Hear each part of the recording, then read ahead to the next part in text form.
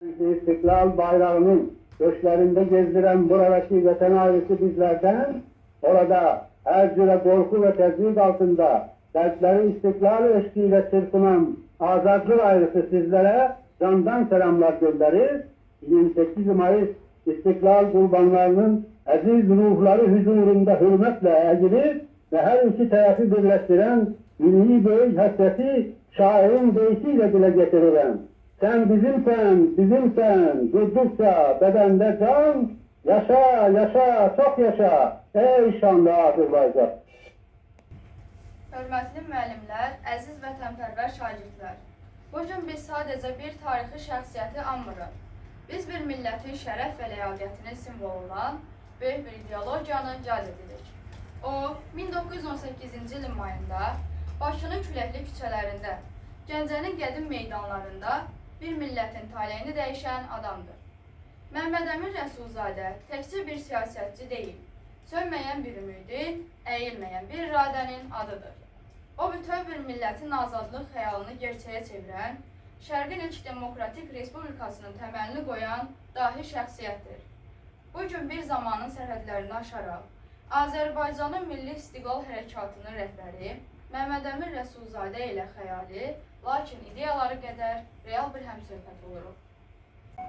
Hörmətli Məmməd Əmin bəy, siz insanlara hürriyyət, millətlərə istiqlal şüarını irəli sürərkən Azərbaycanın bu azadlığı qoruyub saxlayacağına inanırdınızmı? Bəli, inanırdım. Çünki azadlıq sadəcə bir şəxsin deyil, bir millətin qəlbindən doğan bir eşqdir. Biz 1918-ci ildə sadəcə bir dövlət yaratmadıq, bir şuur yaratdıq.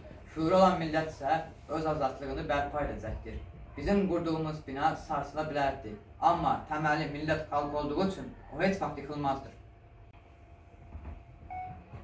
Sayın Mehmet Emin Bey, bir kere yükselen bayrak bir daha ölmez kelimesinin hala tüm Türk dünyasında yankılanmasını neye bağlıyorsunuz? Çünki bu bir slogan değil, bir kader birliğidir.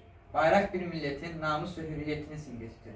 Türk milleti esarete tabi olmayan bir fıtrata sahiptir. Azerbaycan'da diktiğimiz o bayrak sadece Bakü'nün değil, her Türk ruhunun zaferidir. Уважаемый Мамед Амин Бey, считали ли вы независимость утопией? Net, это была немецкая.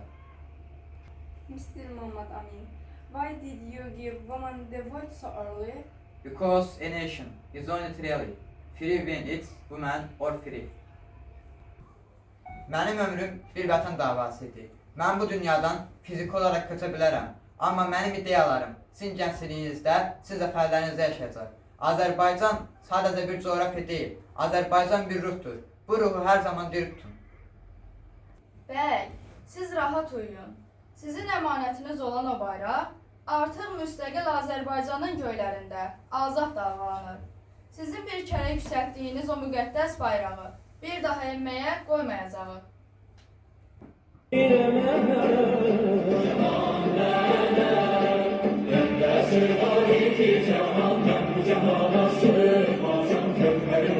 Canan,